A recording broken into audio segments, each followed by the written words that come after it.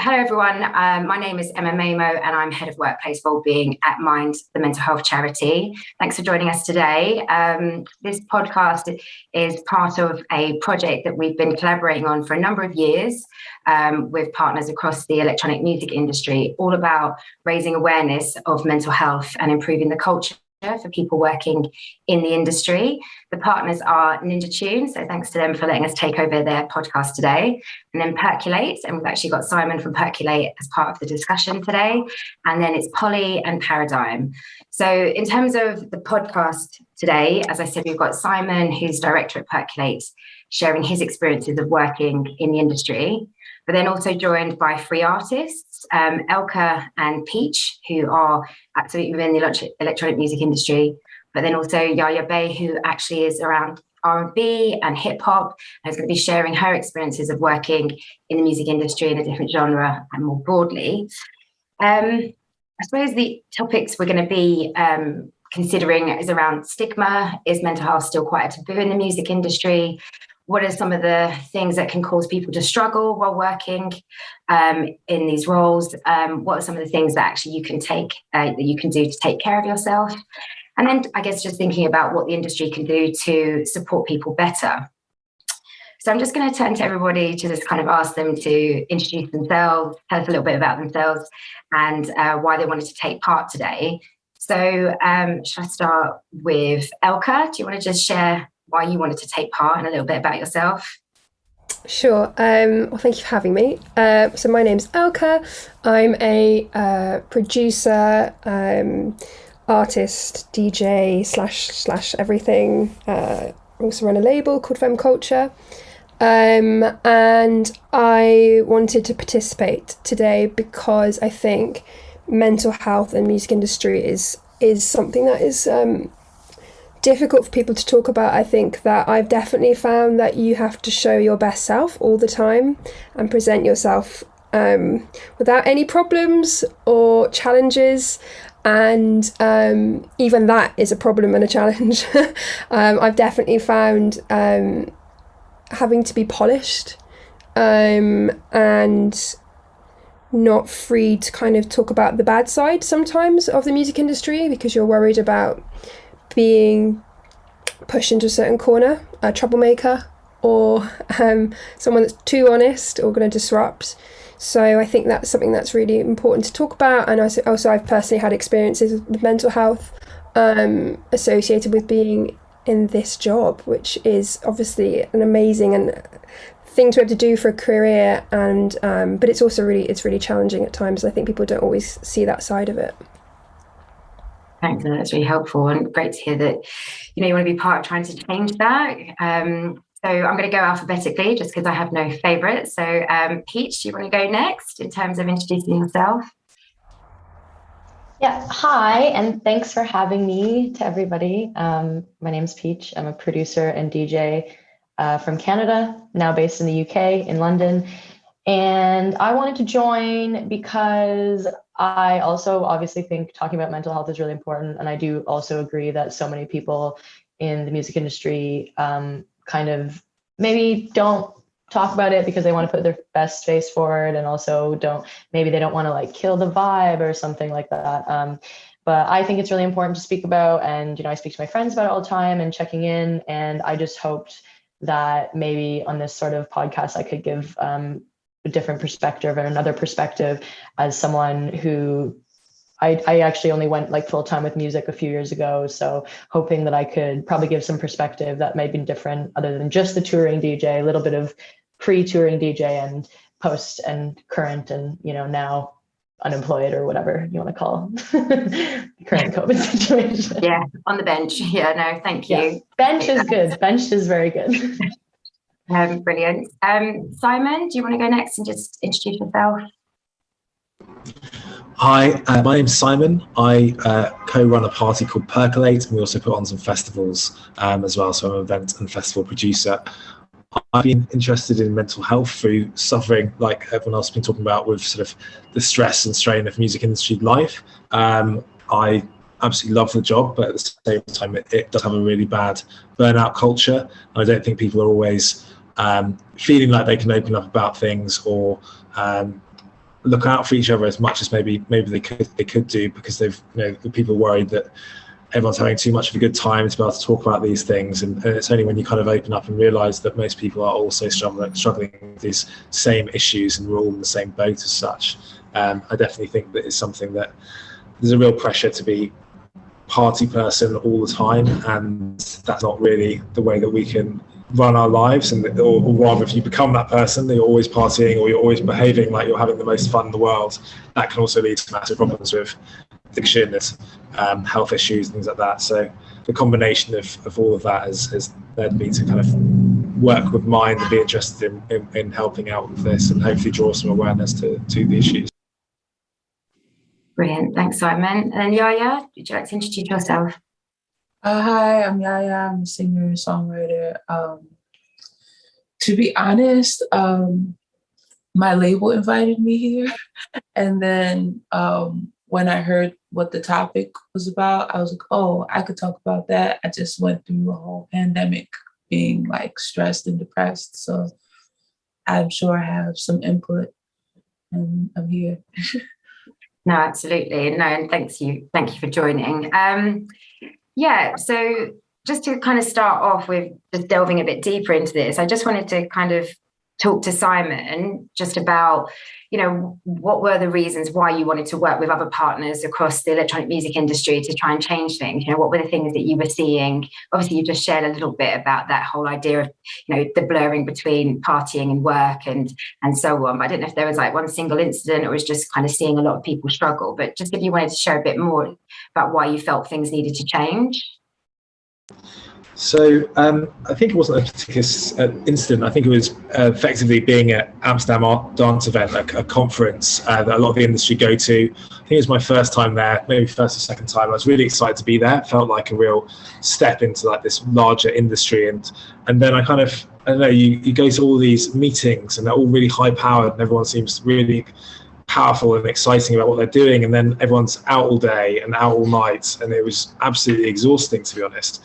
And especially when you're having to again go around and tell everyone how great what you do is and how great what they do is, and you're so excited about it all, operating on very little sleep. And kind of spoke to a friend of mine, Jim, who's an agent at Paradigm, and he was out there as well. We're both just saying that how stressful we found it, and how just generally that we weren't able to talk to people about these issues and things like that. And anyway, I think he at the time was about to do a marathon for Mind, and what I just talked to him about, we talked about throwing some parties and do some sort of discussions around working on these events. I think what I really realised is that I could only really talk about obviously my experience and my team. I might be able to have ideas of what my team go through and things like that, and the people I work with directly, but I can't know what it's like to work at an agency or at a label or be an artist, because that's not my knowledge, that's not my lifestyle, or that's not what I do. So it was really, really important to try and bring in different people who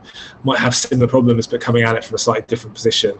And I realized soon that speaking to different people, that everyone's very much in the same boat and going through the same issues, and whether you're a touring DJ and you haven't got enough sleep, or you're a promoter who's doing parties all over the place and you don't have enough sleep, and there's all these different high pressures who are very much in the same space, but obviously you might beforehand thought that you were totally different to anything else, but you realise that it's all very much the same. So that was the reason, really.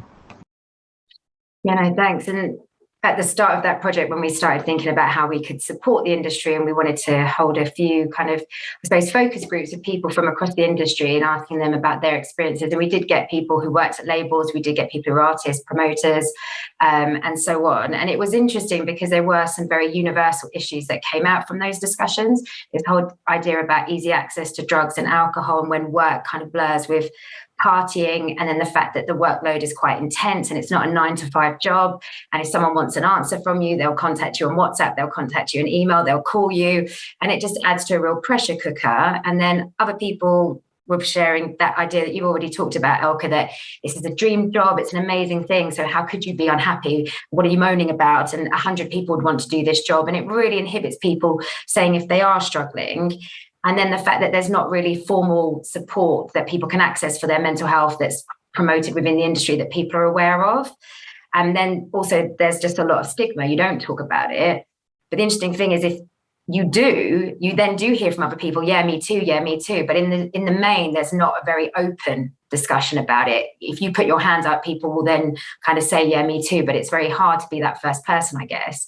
So I just wanted to kind of ask ELKKA and Peach and Yaya, whoever wants to go first, but to hear from all three of you, just if you feel that some of those things are some of the things that you've experienced or something different, or if you just wanted to kind of say what you feel the biggest challenges are for people, artists kind of working in the music industry.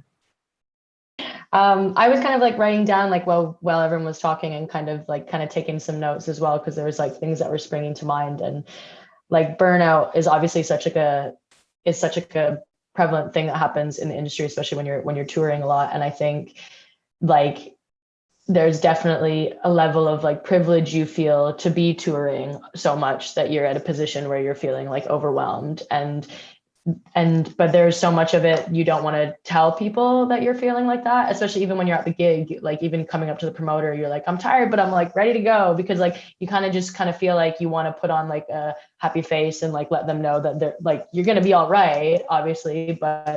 And then also like being online, like you don't want to be like online complaining, because there's like obviously so many other DJs and people that want to be in your position and that want to be in your seat as well. And so you don't want to be that person. And personally, like I haven't always enjoyed the traveling aspect of it. Like traveling takes a lot of you out of you. And of course, like coming out of the pandemic right now, and there is like kind of gigs on the horizon and a lot of them are UK based. I feel quite thankful to be just like taking trains to some places and I'm not going to have to go to an airport or something. But there's also a level of like, you know, just privileged to be doing it, but also just kind of concerned as well, like looking at my schedule and going, oh shit, like I'm going to have to like be on the road and like ready to go again, like very soon.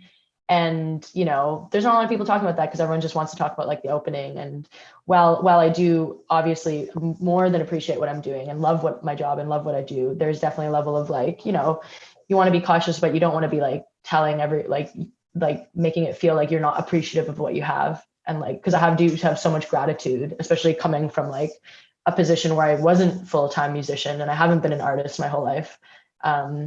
So yeah, I guess that's a little bit of my own sort of take on this, and how like touring for me is probably the biggest thing that really takes out of you. But then also after the pandemic, it's been, you know, just spending the past year and a half like pretty much doing nothing almost. Not that everyone has been in that position, and I've obviously again in a position of privilege to be able to have not like only played so many gigs, to be able to just drain my savings for my rent. But yeah. Yeah, no, I can understand that. No, thank you. Does anyone want to share for them what they've kind of experienced? Or yeah, I mean, I relate to a lot of what you just said, but I think it's funny. It's like a different type of like for me coming up and like fighting to get to where I am now as an artist was difficult, because it's very up and down and you're always hoping and waiting for the next door to open and you're fighting all the time, and again like putting your best foot forward, and I found that stressful, but I most of the time was able to find the energy just to keep going, even if things didn't go my way, or people didn't want to book me or sign something or just be heard. I think when you're coming up, if you don't have contacts in the industry initially, you can feel quite alone, which is why I ended up doing it myself and being independent to begin with. But and then for me, like that's always been fine. Like I've been able to manage my mental health during that time. Like had some incidences when I've been playing out with people that have been not very nice, or but like I've been able to kind of cope with that. For me though, the biggest hurdle has definitely been in the last 18 months. Like I've never really personally had massive mental health problems like growing up, of not any significance, I would say, like comparatively to where I've just been. Like for me, I've never had a long period of depression. I've been quite anxious up and down, but you know, it's the music industry, like it is up and down. It's very unpredictable and you have to get used to that. Like it's like riding a roller coaster all the time. But I think the last 6 months particularly, I definitely had a period of quite heavy depression. and the kind of not knowing what was coming and losing a bit of identity as an artist, not being able to perform, that was really hard. And I guess I've definitely held back discussing that so openly, because there is a fear of you losing something by giving that away. But I think that community in the industry is really helpful, finding people around you that you can trust and talk to and relate to. And obviously that's quite hard at the moment because we're not seeing each other that much and not able to connect. Obviously there's social media, which is amazing, it can be good, but it also can be quite isolating. So yeah, I've definitely found more recently more difficult than ever, and so excited that things are opening up, but it's also laced with a bit of fear, I think. My job is to pull people together in a room and everyone sweat and have a great time, but that also comes with like potentially putting people's health at risk as well as my own. But I'm more concerned about that's a funny dynamic to have to deal with in your own mind. Like, I'm excited, but I'm also really worried. But yeah, that's just me. No, I can understand that with the pandemic and everyone having to be in isolation now. We want the world to reopen, but it's with all that knowledge of, well, is it safe? What are the best measures to put in place? So now I can really understand that kind of, not dichotomy, but that kind of getting that balance right. But Yaya, did you want to kind of share some of your experiences, especially as you work in another part of the industry, just to share if there's things that are similar or different? I can somewhat relate to ELKKA when they say like the fight to get opportunities. It's really different, my experience, because I'm Black, and like being a Black artist, it's in any kind, not just music, just being a Black artist, it's always a fight because all the spaces are funded by white people, ran by white people, gate kept by white people. I was just with a friend yesterday, and he's an electronic artist, and he invited me to a show, and he was like, I'm just gonna let you know there's gonna be a lot of white people there, but we're trying to like get into this space because like the electronic scene is ran by white people and it's gate kept by white people. And that's like everything. So just the concept of, okay, I'm going to be an artist as a Black person is intense, and you're going to deal with a lot of extreme rejection. And if you don't have a good support system, that's going to be hard. When you talk about mental health for like somebody like me, it's a whole different ballgame because I write songs about my life, and then I sing them. My shows, most of the people that come to my shows are white people who have no idea what I'm talking about, but they like how it sounds. And so like sometimes I've had shows where like I feel crazy. Like I feel like I'm shucking and jiving because the whole, y'all know what shucking and jiving is? I was like, wait, y'all don't even know what shucking and jiving, but it feels crazy, to like sing songs for audiences that have no concept of what you're talking about, but they love it. And then you feel sometimes like an exhibit, or you have to ask white people for money and you have to tell them like, this is why this is important. And you have to like fit into a box for them to like give you the money that they quintessentially owe you. Because even when you talk about the music industry, like none of this exists without Black people. So it's a whole nother level of like an unhealthy mind. You will inherit an unhealthy mind being a Black person trying to be an artist. No matter what you're doing, you will battle with something because there's a whole world that doesn't know you, cannot keep you safe, sometimes does not have good intentions. It intends to exploit you. I could go on and on and on, on and on and on and on.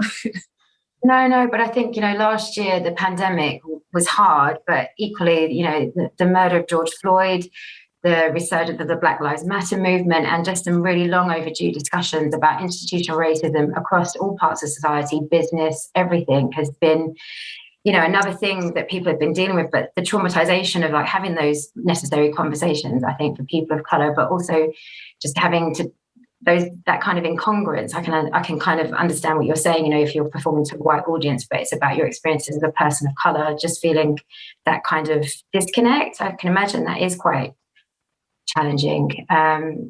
I don't know if you feel what could help, if you feel that things are changing because of some of that, or like conversations are starting. I mean, I've seen it in other industries that I'm working with, conversations are happening, but I just don't know if it's at a pace that makes it feel like we're moving in the right direction. So I don't know if you have a perspective on that. I think that it's a thing that I have this conversation with like all my friends, and not just about music. Like, music happens because life happens, and in life, as a Black person, you understand that the change that you need for this generation is not going to happen in your lifetime. It's going to happen that's how it's come for the people before me, and that's what it's going to be for the people after me. Because the truth is that the people in power are not going to make the changes that are necessary. They're just going to make the changes that alleviate some of their guilt, that make it easier for them to move around, because Black people are so important to pop culture and to consumerism that you can't make us too mad now, especially because we are making some strides in capitalism. And so we have a little coin, the Black dollar is important, yada, yada, yada. You don't want to seem like a racist. So there's like little slight surface, really insignificant things that are being made. Like, people are posting Black boxes, and now every company has to like have some sort of "we support Black people" statement. But like in real life, like, my friend yesterday is telling me, oh, we're trying to break into this electronic scene. But it's like, when you talk about house music and club music, you're talking about Black people in Chicago and Black people in Jersey. And like, that does not exist without us, but we have to break into it. That's crazy that like everything we do is like colonized and taken from us. And then we have to fight for our way back into it. But like, you don't have any music that's popular, you don't have it without Black people, and specifically poor Black people. But you have to grow up and like fight your way back into that industry. It is devastating, but we deal with it, and there aren't any significant changes being made, any changes that are going to help anyone, I'm very fortunate to be on Big Data and to mostly work with people of color. And I'm in a very safe environment, but like, I'm one person, and I had to work a very long time for that, to be acknowledged, especially because I'm honest.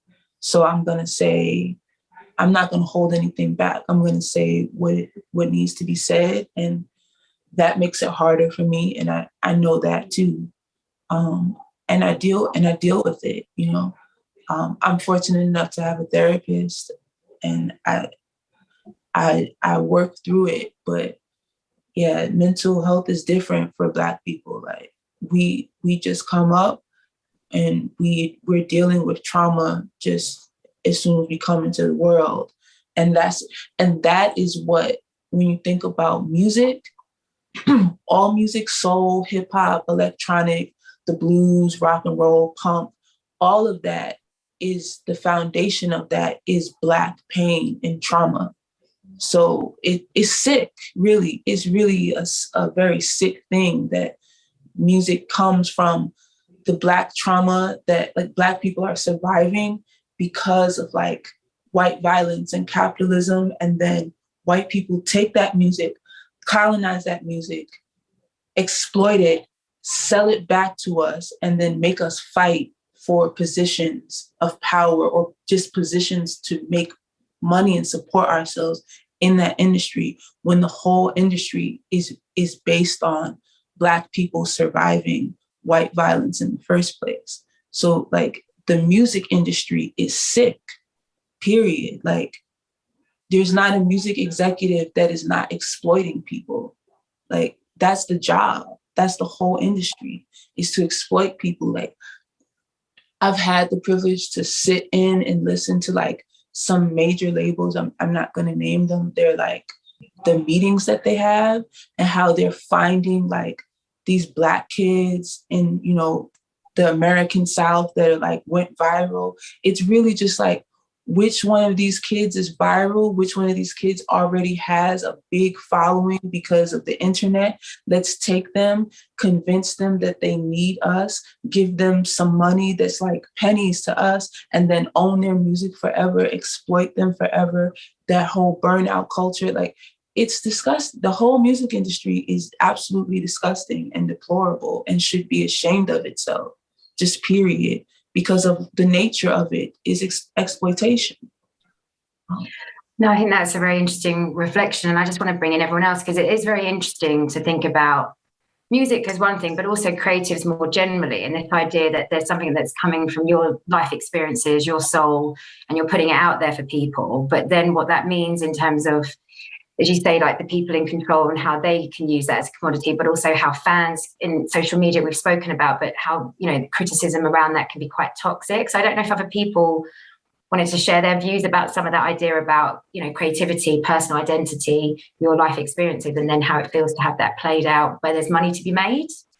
Yeah, I completely agree with that. I also, I'm strongly of the mindset that there is no ethical consumption under capitalism. Like it's just really like, while we are under this current, and how we will continue to be in this like current like format of capitalism, which I won't dive too much into because obviously this isn't about capitalism, but like that is also like a struggle that I was feeling like post-pandemic, was thinking like, you know, we're all thinking about, even in the way that you guys were both talking about like coming up in dance music and in any form of music, and how you're, you know, even in the pandemic, like you're trying to put your best foot forward, you're trying to do all this stuff to go forward. And then you come up, everybody's talking and having these conversations being like, you know, we really should support, smaller artists, we should support local communities, we should talk about these kind of things. But then we're coming out of the pandemic and everyone's just doing what they were doing before, which is just booking massive artists, you know, and why are they doing that? Because they need to sell, which is so frustrating. And especially as like, you know, obviously any size artist, you're just trying to like struggle, like survive, like any artist in the past year and a half, like I haven't worked or, you know, made the money needed. But I'm kind of losing sight of, sorry, what you kind of questioned before, but I just think like, you know, in full like open conversation, like it's really difficult for you to be an artist and just kind of think like, oh, well, like I can make money from this without it being like also just like a game of like where you're putting your money, especially when you're like especially in dance music, when you're on a side that like, you know, you're putting your money, people are always questioning, like I don't really use Spotify and I have very strong views towards like how I use it, because for dance music, like, you know, you're just kind of like being played through, and I kind of, you know, you're making pennies off of fractions of pennies even of like your money. Whereas like, and the only money that I feel like is like that to be made that is like, well, that can like help me support myself is by touring, which is then also can be very taxing on you and your mental health and yourself, and has been time and time again for a lot of people. So it's kind of like almost like a catch-22 where like, because there's few ways to support yourself, like in a constructive way financially under capitalism as an artist, you can only so far like do touring and stuff like that, which just puts you at like putting your own kind of self forward, which I mean, obviously touring, it sounds, I'm trying to make it, I'm not making it sound like it's not amazing and special and vibrant. And, you know, you are staying in a hotel, you are kind of, it is a point of privilege, but it is still like, you know, different when like I can't even make money from the kind of music that I'm making or music that I'm putting out there. I can make like, you know, small amounts of money, whereas the effort that I have to put into touring is definitely way more profitable and viable to help me pay my rent at the end of the day. And are there other things that you think the industry should be doing to try and address some of these challenges in terms of better support for people, just building people's understanding of, you know, how to manage themselves within this? Or do you feel like it's something that needs to come from, I don't know, I know that there are like Help Musicians UK, there's music support. Do you think actually it needs to be kind of just better avenues to kind of seek support and also educate people about how to take care of themselves? I mean, I think it'd be so great if there was like some sort of like, if, you know, Help Musician UK, or there was like kind of like a platform that kind of took responsibility and kind of saying like, here are some resources. And Helping Musicians UK definitely is super great. And even with like, they did like the earplugs, they have like an earplugs thing where they'll if it's your first set of earplugs, they'll give you can pay only £40. There was like, I can't remember how the charity works, but basically you only have to pay £40 for these earplugs that are professionally molded and worth like £150. So you can like, you know, help and make sure you're okay. Because even like having tinnitus is like a terrible thing for your own mental health. And obviously with long music exposure in loud environments, we're all kind of destined for it eventually if you don't protect your ears. So like, I think things like Help Musicians UK are such like a really helpful thing. And I think like, you know, as much as on one hand, it's like, there's like stigma attached to like talking about things, or like, you know, I think people now are a lot more online and a lot more vocal about like how they feel and what they're feeling like. I think that's also like part of the way that some people like even brand themselves in some ways. I hate to use that word, but it is a thing. But also like, you know, and I respect that, and I'm happy that that happens. Like, but there are, you know, there's some people that just still don't want to like be online talking about that all the time. And for me personally, like for my own kind of like, I feel like for my own mental health, like I kind of leave my social media as like just like an output of artist stuff, because I'm just like, I feel way more frustrated to be like sitting there trying to expel like my own sort of like personal, I feel like opening up, you know, you're really putting out yourself out there. And that's kind of a lot to be putting online. But some people choose to do that, and I respect that, and I love that. And also like, I like to see that as well. And I think that's great. Even though personally, like I don't do it just because I feel like I feel like it protects me more to not be sitting there like on like just expelling and like just saying things online about it. But like, I mean, I'll come on a podcast like this when it's like endemic to the conversation and everyone's kind of willing to participate and say, you know, whatever anyone wants to talk about. Like, I'm obviously like an open to discuss these kind of things. And there's been good like little collectives in the UK as well, like Saffron Music, who I did like a little like, I guess a little web like Zoom with them kind of workshop where we kind of just discussed, they just kind of like almost interviewed me and had a conversation. And there was like loads of people that were just starting, like women that were just starting out in music that just, you know, just want to ask some questions. And well, you know, I want to do it for the sake of them as opposed to like just for like a massive like brand or whatever, like some journalism sort of situation. So I think if there was like sort of like a situation where people could like discuss really openly, like, you know, bring back forums and shit. I'm a kid of the 90s, so like bring back the forums so people can feel like this kind of sense of kindred community to discuss with each other, and it not take place on, you know, platforms such as the Instagram or the Facebook, which are inherently evil anyways. Yeah, and I think it's interesting to try and think about building support networks and people who have got similar experiences that you have and have that listening ear and that kind of lived experience to help. ELKKA, did you want to share any thoughts about what you think should change or what would make the biggest difference across the industry at the moment? I mean, I agree with what Yaya is saying in the sense that there's a lot of talk about what big companies and medium-sized companies are doing and what they should do, and then they do the minimum amount. I think I see that a lot. I think there's a lot of box ticking going along, especially in the last 18 months where things have been more at the forefront with the BLM movement. I think people, because of the pandemic, have been forced to look at things because there was less ability to escape from it. And I think that's been good, but the result of that, I think, sadly, is a lot of people are box ticking and doing what they need to do rather than what they should be doing. So I think everyone can probably do more. And I think it's really important from a grassroots level to be advocating and speaking up. But I think bigger change, that's really important, but it also bigger change has to come from higher up. And I'm not sure that's going to happen. That's happening at the moment. So I guess that leaves you to just do the grassroots stuff and hope that you can positively impact through communities and through that avenue instead. There's the kind of balanced lineup thing, and we've just seen in the last few days there was a festival that was announced. I can't remember the name of it, and it just had all white men. Just a dance for, and literally there's just they haven't even bothered. They haven't even tried to tick the box. They've just ignored everything that's been going on and just done a lineup that you could have picked up a hat from 10 years ago, 5 years ago, whatever. Nothing, that is frustrating. On the other side of things, with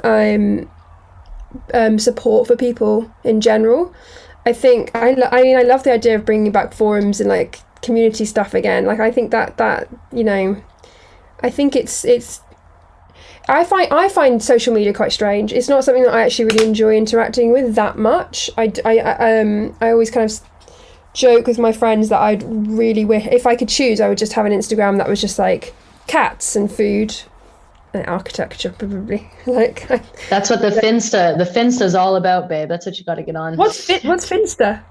Like a fake Instagram. Oh yeah, I know. I should just do that. I know. I really should. I should just have a private. I've never been one to have everyone needs one of those. So no, I know. Maybe that's I should just to make a profile for my cat and just live through that. Probably be a lot better for my own mental health. But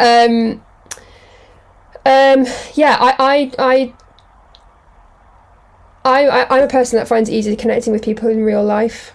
I prefer talking and meeting people, and I personally get a lot from that. And I think because that's been stripped away, it's been really difficult. So I think personally, I know that going forward, when I have the opportunity to safely see people and do all that, I will definitely make more of an effort to connect with people in my community. I think, it's just sometimes quite easy just to kind of jump in and jump out, and that's good to protect yourself, but I think it's also important to make sure everyone else is okay too. And I think just enjoy being part of something. Music is amazing at that. It does connect people together, and that's what the grassroots of music is about. When you have club nights from people are there because not just because they love the music, but it's hopefully about a culture, and I think that can do so much good. I mean, what I know from work we've done in other industries and sectors, if you find a few influential companies or organisations that are doing this well and can then talk about the value that they're seeing from that and why they're doing it, and also showing any challenges that they had, but just doing that kind of influencing can be quite a good way to kind of bring the rest of an industry along. If you can just unlock a few kind of progressive organisations who are kind of doing this stuff well. Simon, did you have any thoughts to add to this? Yeah, I just think there's a few things, especially relating to online, but also just in real life. I think people need to get a bit better at being kind, being, and also listening to people, trying to understand everyone's lived experience is very, very different. And for instance, Yaya I'm never going to understand or be able to experience. I'm incredibly fortunate as a white man, and I will never have to experience that, what you've been through. But if you can try and listen to people and try and have some understanding, or just like learn from them, learn what it's like, and try and make a bit of a positive impact. In that way, just the way that it might be really small, just small things you might be able to do, which aren't going to change the world, but they're going to make people's life a bit easier. And I think that's incredibly important. I think it's very easy to be missed, is to kind of think that you understand what they're about, or like you listen to their songs, so you like understand that thing. But it's like actually have that conversation and try and do something positive from it. Okay. I think that's an interesting one to think about, what you think would make the biggest change. I mean, I just wanted to ask each of you just about how you do take care of your mental health, understanding all of these issues that you've all been talking about, that there are pressure points, that there are triggers, that there are challenges. So I don't know if you wanted to then share, how you take care of yourself, or, one piece of advice that you'd give to someone coming up in the industry or working in the industry, just something that you feel you wish someone had told you when you were starting out. I mean, Yaya, did you want to maybe start first, especially as a woman of colour, just to think about if you were talking to other artists coming into the industry, what advice you'd give, but also how you take care of yourself? I think we've all been talking about just how important community is and having a support system to draw upon, but I don't know if, you mentioned a therapist as well, just about how you support yourself within that. I'm doing this thing now where I'm like not gaslighting myself. Cause like if you feel like, okay, this is an unsafe environment, or this is what this is, or I'm experiencing that, like don't second guess yourself, because we're like really like trained to second guess ourselves if what we're feeling is in opposition of like people in power. Like, okay, this is what this is, and stand firm in who you are. Like I used to be like, oh, am I gonna piss somebody off, or am I gonna say something that is my truth, like not welcome in this space? But now I have to own my truth, and I also can't let the things that are hard about being who I am, a Black woman, in the music industry or in any industry, like the whole story. I have to also focus on the good, because the bad is always going to be there. So like now, I'm with Big Data, and I have a good situation, and like I have people I can talk to. I have people of color I can talk to, and I focus on this like little circle that is like good, and I understand that like it's just always going to be there. And so I just try to count my blessings, and when I'm in a position to speak out against what isn't working, I don't keep my mouth shut. I speak because it's also my job to speak. I think a thing that a lot of Black people go through is like the guilt of just going along to get along, because you have to keep your mouth quiet yet on a lot of things to like bring it outside of race, to like make it more relatable. Like think about if the whole world is like it is the whole world is ran on patriarchy and like toxic masculinity, right? And everywhere you go, you have to deal with that. And everywhere you go, you kind of have to like appease men and like make yourself more palatable. This is not even imaginary. This is real life. This is actually the real truth.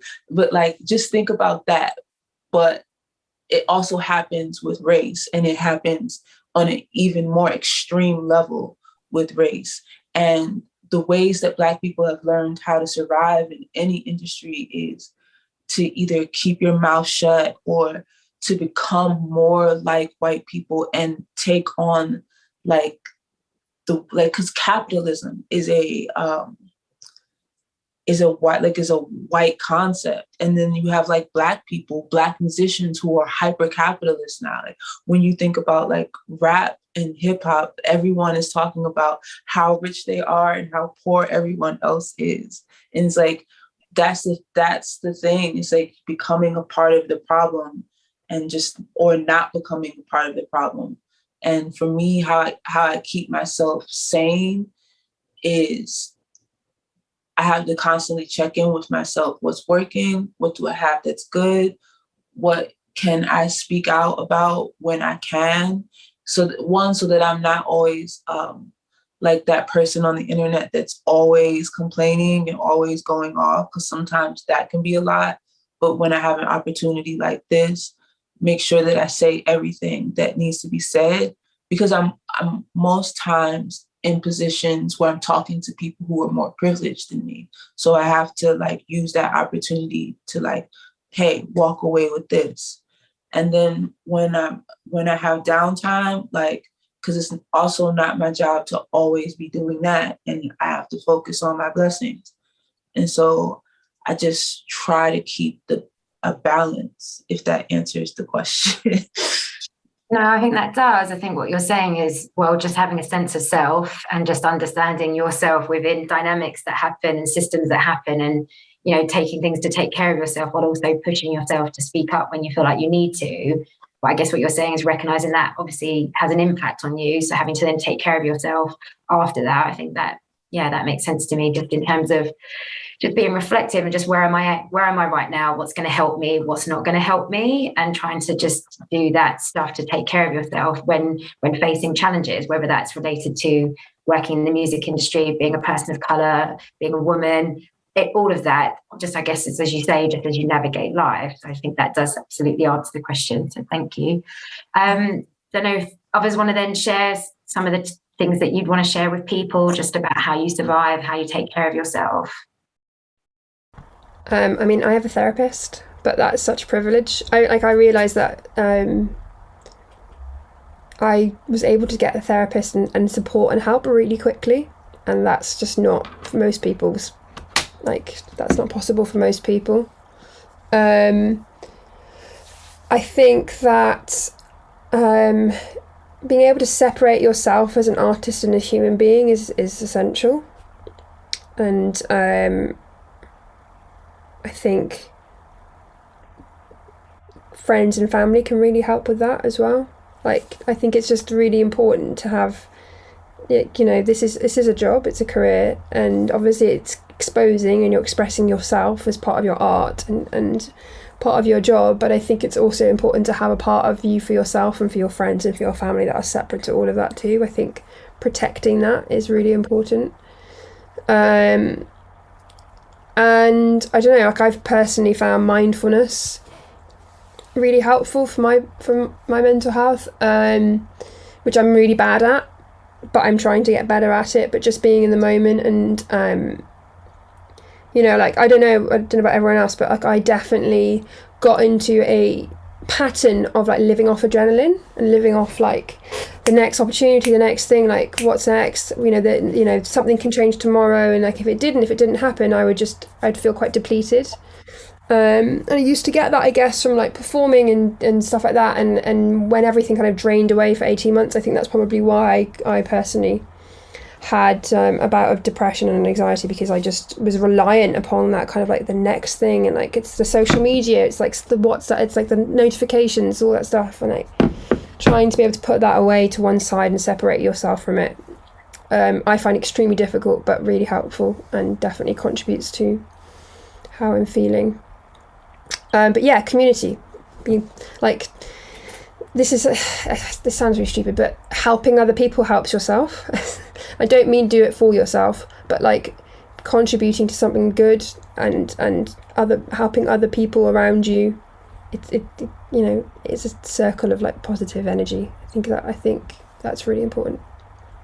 Yeah, no, thanks for sharing that. I guess before I worked for Mind, I did youth work, and the reason I then wanted to work for mental health is because, growing up, we're not educated on the things that could keep us well. We're not taught. Well, I mean, mindfulness is quite a new thing, but we were never taught about things to take care of ourselves. There's a conversation about your physical health, how to stay healthy, but there's not a comparable around mental health. So yeah, now learning techniques, which maybe when we were younger would have been helpful in just trying to understand how to connect with our senses and turn off a busy mind. I don't know who wants to go next out of Peach or Simon to kind of share how you take care of yourself and any advice you'd give to someone else.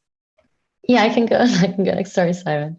I can go next. I completely agree. I just was like writing things down, but I would completely agree with what Yaya was saying on like, checking in on yourself, and also, making sure you kind of like be honest with yourself and when you're not comfortable with things. And that is definitely something, and like kind of like follow your own sort of thing. Like, don't let anybody tell you like how you're feeling or what's going on for you. And I also really agree with what sorry, I see Emma and I just completely forgot what your DJ It's fine. ELKKA, whatever. It's fine. ELKKA, sorry. I'm like reading Emma and I'm like, it's not Emma. That's not what you're saying. Yeah, as well about like kind of staying off online, because I think, well, it's just frustrating the crux of, being an upcoming artist or just being at a certain point. Like if you've come into this role or you've kind of started working in music now, there is no way of avoiding having like some sort of social media presence. Like you have to kind of opt in, and you kind of have to go online and do all the things, and how much you participate is your choice, and how much you engage with it even afterwards. Like kind of like I got rid of Twitter like so long ago because I just felt like every time I logged into it, it was just hella toxic. It was just everyone complaining, and like there's some really good things on there, some really good conversations, and also like some good things coming out of the bad. But then at the end of the day, there's also just a lot of arguments, and it just made me also questioning so many things. And while sometimes those questions were productive, a lot of the time they just were very kind of putting everyone in a not in a great headspace.